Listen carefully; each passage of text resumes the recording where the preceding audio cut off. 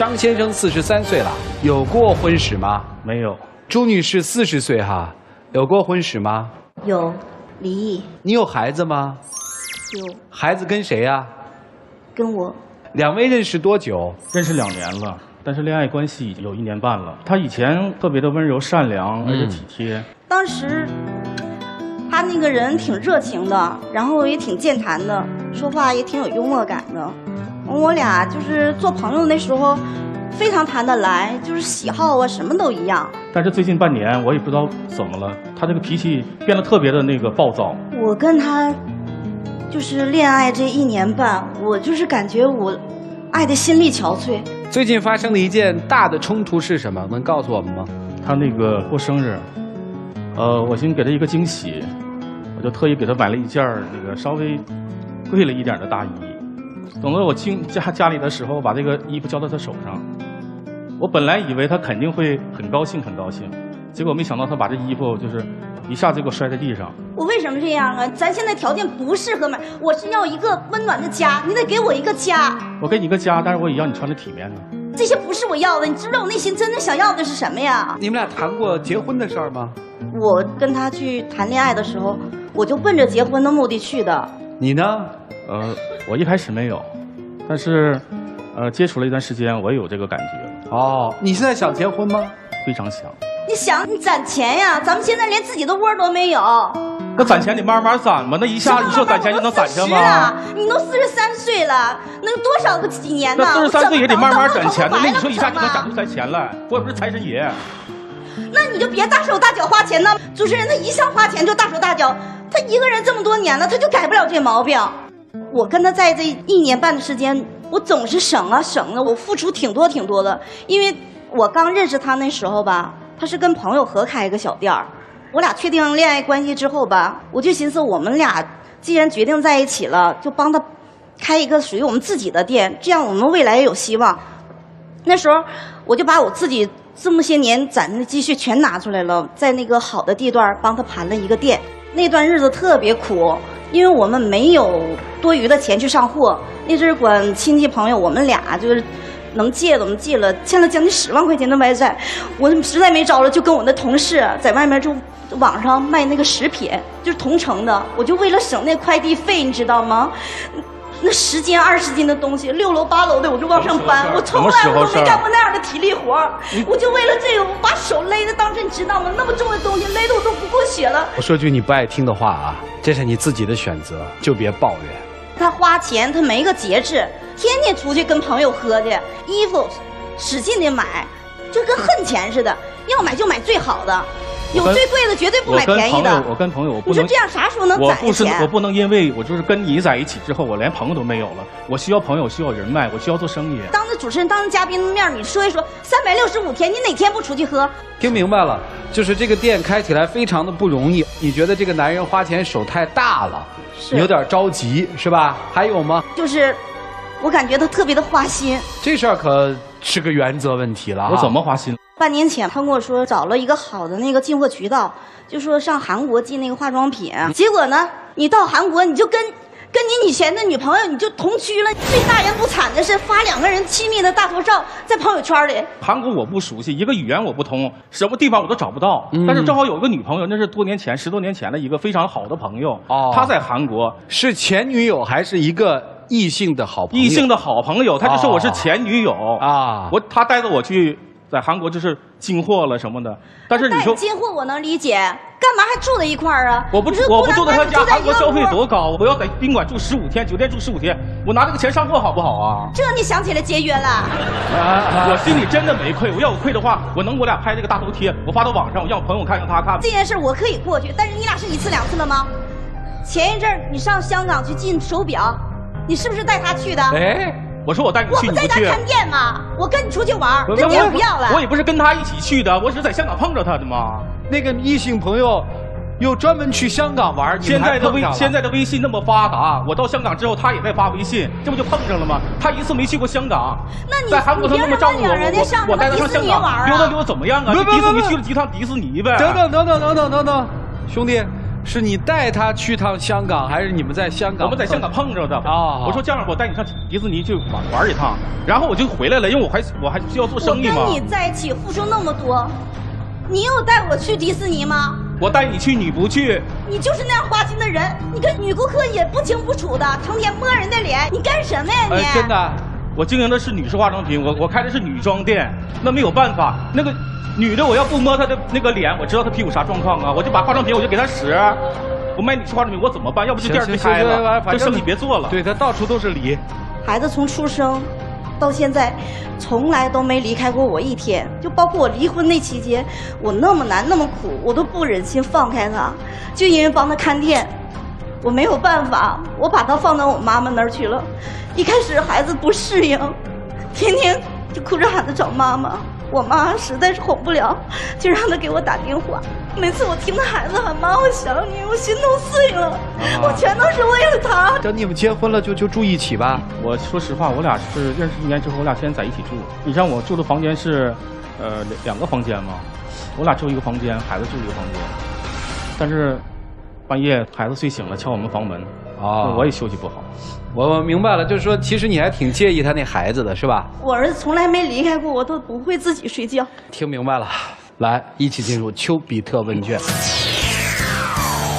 一个人单身时间长了吧，很容易沉浸在自己的生活节奏里。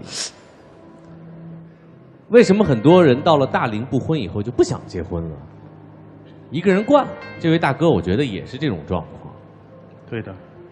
但是一个人呢，总觉得还缺点什么。谁不希望有一个人关心自己、温暖自己？特别是在自己需要帮助的时候，能够无私的为自己付出呢？这是爱啊！没有一个单身的人不渴望爱。所以这位大哥，当一份爱来到自己面前的时候，不能够拒绝，这是我特别能够理解。但是由于自己一个人独惯了，爱来临接受了以后，享受了以后，又不能回馈，矛盾就出来了。你所说的那些巧遇啊、工作习惯呐、为了省钱呀、1件2件可以理解，多了的话，凑在一起的话，世界上哪有那么巧的事情？当你没有一份责任的时候，你爱跟谁住跟谁住，爱带谁去游乐园去游乐园。其实我心里挺有他的，但是他一直不知道，但是我也不善于表达。这跟善不善于表达完全是2回事儿。当一个人无法改变自己原来独来独往、想跟谁在一起就在一起的习惯的时候，他只能撒谎，只能找借口。所以我能理解你，大哥。但是如果你在你的爱人对你付出这么爱的一个女人，你还给自己找借口，那我就不一定能理解你了。还不如坦白，还不如真诚一点。反过来说，大姐，谁说离了婚带个孩子就得凑合呀？你知道他40多岁未婚，你知道他有一些习惯，他有一些女性的朋友，你知道他跟一些女顾客有可能有的时候需要一些暧昧，我说不清道不明的关系，你都知道，你也闹了，而且无力改变，你还跟他在一起，你以为承受这些委屈就能够给自己和自己的儿子找到一个终身的依靠吗？委屈自己就一定能换来爱吗？不舍得吃不舍得穿就能一定换来他对你的好吗？你对自己的爱情都不负责任，都没有信心能有把握的话，谁能对你负责呀？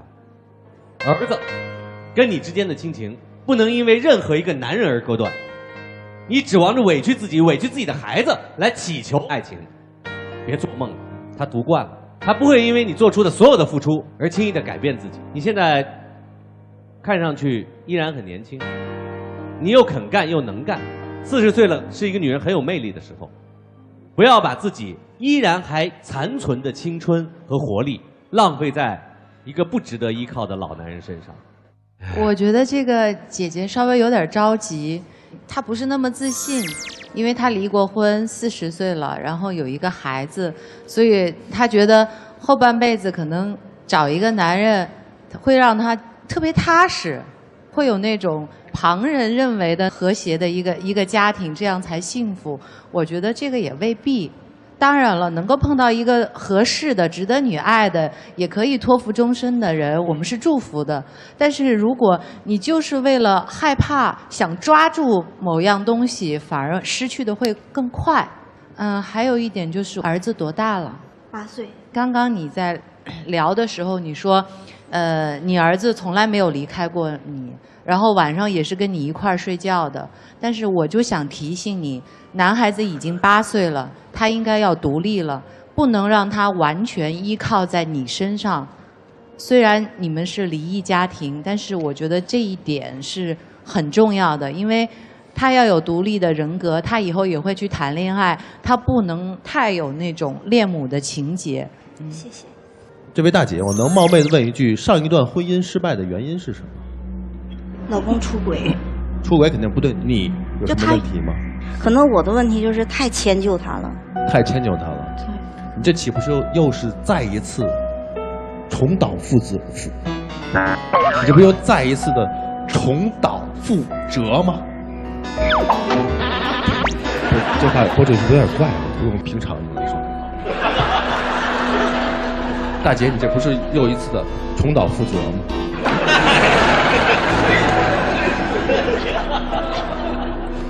你有没有想过，他为什么43岁还没有结婚啊？反对啊！你不能这个。我觉得你可以想一想，主持人再反对，你自己想想，然后再想想自己的所作所为。你现在过于急躁的，把一个并不了解的、可能并不太适合的人作为了你的爱人。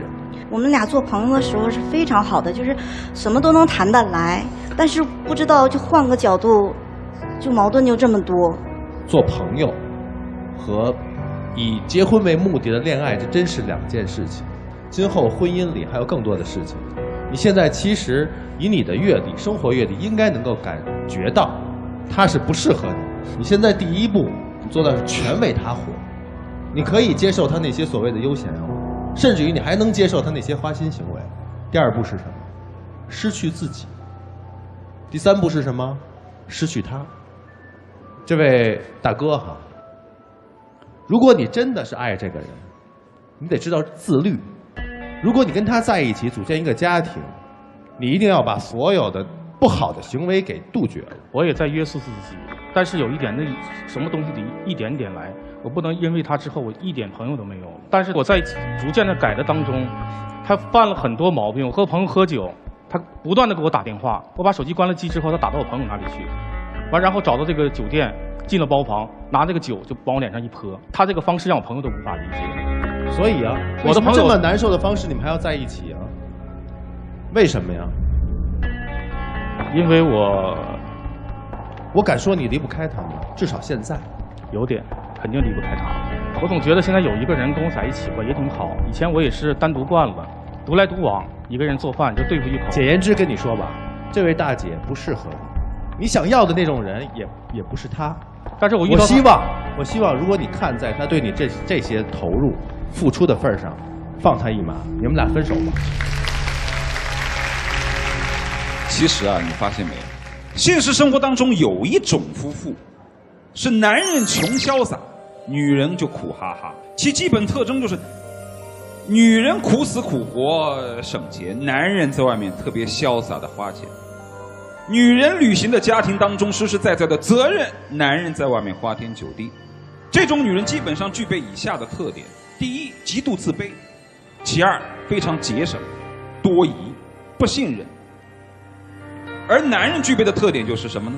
第一，有一种优越感；第二，不懂事儿；第三，很务虚，不实实在在。男生很显然，你就是图他的实在嘛，这女人能吃苦吗？生活当中能帮助我，能陪伴我，一心一意。而且为这个家庭能够履负责任，能够帮助你很多，而且他绝对不会像你一样在外面有任何让你觉得不信任的地方，因为他是一个好妻子的。那么你图了他这个，你就一定要忍住自己在外面的花心，和别的女人不要勾肩搭背，是吧？家里有一个这么老实的，在外面我还可以勾勾搭搭，怎么可能呢？什么好事全给你占了？不可能的嘛！所以从现在开始，你要做到：第一，不要太节省。该花的还是要花，尤其是结婚之后，不要浪费就成。因为你要知道有一句成语叫做前人栽树，后人乘凉。你要是哪天辛苦的病倒了，马上就有后继的进来，享受你当初节俭下来的财富，你信不信？这是第一。第二，如果他今天愿意，咱不管着他别的，管着他的财务，把钱上来。至于你，我就没什么好说的了，哥们，我已经跟你说得很清楚了。你图了他的实在，你享受了这份贤惠和善良，就不要在外面拈花惹草，好吧？就这样。没有别的，生活路你们自己选，希望你们选的是你们自己不后悔的。时间留给你们，一起进入黄金60秒。我以前确实是年纪小，现在我年纪越来越大了。我非常相信一句话：择一城终老，遇一人白首。我想和你在一起。我希望你能改掉以前单身的所有臭毛病，把心收回来。你现在是有女朋友的人。来交换一下吧。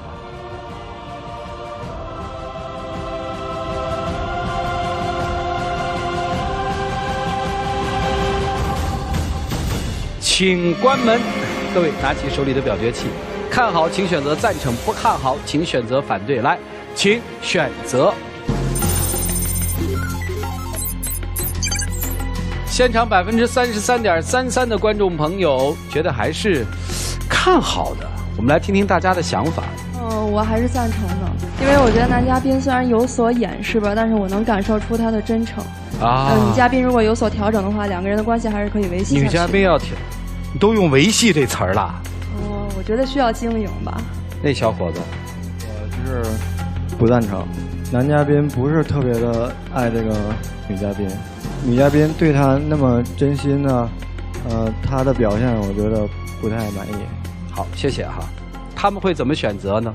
来吧，5、4、3、2、1，他们会怎么选择呢？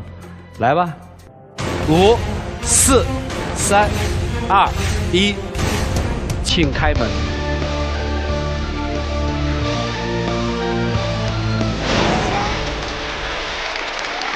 来，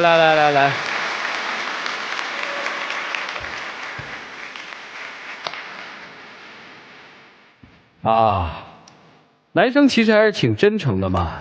你把孩子接回来吧，我们好好过日子。为什么女生看了这个东西之后走了呢？她那个箱子里是什么？我看看。上一段婚姻的失败是因为前夫出轨，我不想再重蹈覆辙。有什么说的？是就此放弃，还是还会继续去追？